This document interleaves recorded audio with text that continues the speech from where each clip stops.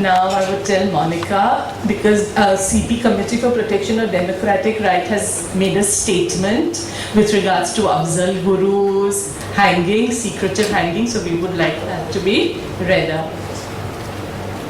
When we had planned this meeting, we were not really expecting that it would happen at a time just immediately after Afzal's hanging, and we felt that the meeting would be incomplete without us actually expressing our deep anguish and our condemnation of the hanging. So I'll just read out the statement.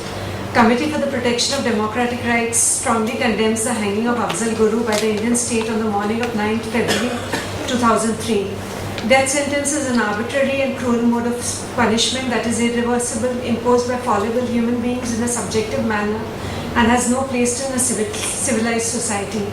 The rarest of the rare idiom is irrationally applied. Whether one lives or dies depends on the prejudices of a particular judge or on the government to earn political mileage. For these reasons, amongst others, death penalty should be abolished. Afzal Guru's hanging reflects the case with which different arms of the state support each other to snuff out a life under the guise of legal sanction in absolute contravention of the rule of law. Afzal was denied a fair trial and the opportunity to adequately defend himself against an offence punishable with death penalty. The only evidence against him was circumstantial. Competent legal aid was not made available to Afzal by the trial court, which is the court where the foundation of a criminal case is laid. His lawyer did not cross-examine 57 of the 80 witnesses, and Afzal repeatedly expressed his dissatisfaction with the lawyer before the trial court.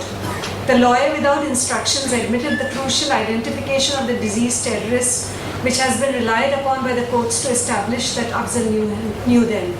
The other evidence relied upon to establish beyond reasonable doubt Afzal's implication were the alleged telephone calls, but the court overlooked the discrepancy in the phone numbers and the IMEI of the phone and the convenient seizure of the SIM cards, phone handsets from both Afzal and the deceased at the parliament, with no evidence of the content of the telephone conversations, and which were unchallenged by Afzal's lawyer. The alleged recovery of the laptop from Afzal containing files which were written later and tampered was explained by the court as being self-generating and self-written.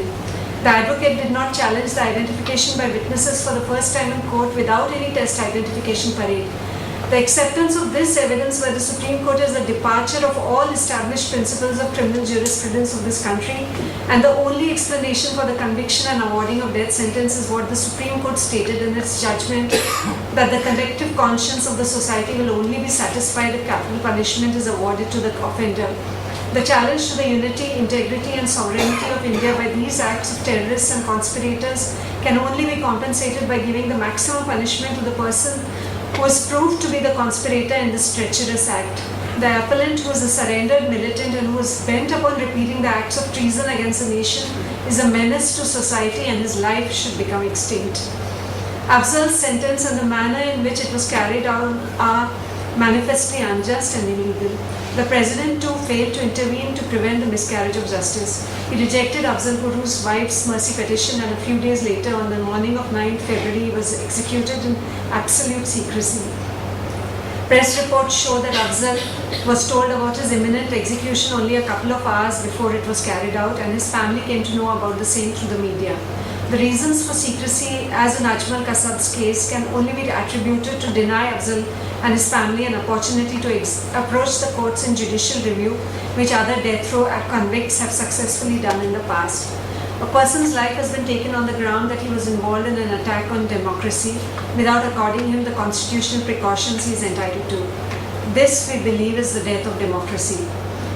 We therefore condemn the execution of Afzal Guru and demand that A, the Delhi government hands over the body of Afzal Guru to his wife so that his family is able to perform his last rites. B, the Government of India abolishes death sentence as a method of punishment in India in all crimes. C, till the death sentence is abolished, the Government of India declares a moratorium on executions. And D, the Government of India forthwith signs and ratifies the United Nations second optional protocol to the International Covenant on Civil and Political Rights, the abolishing of death penalty.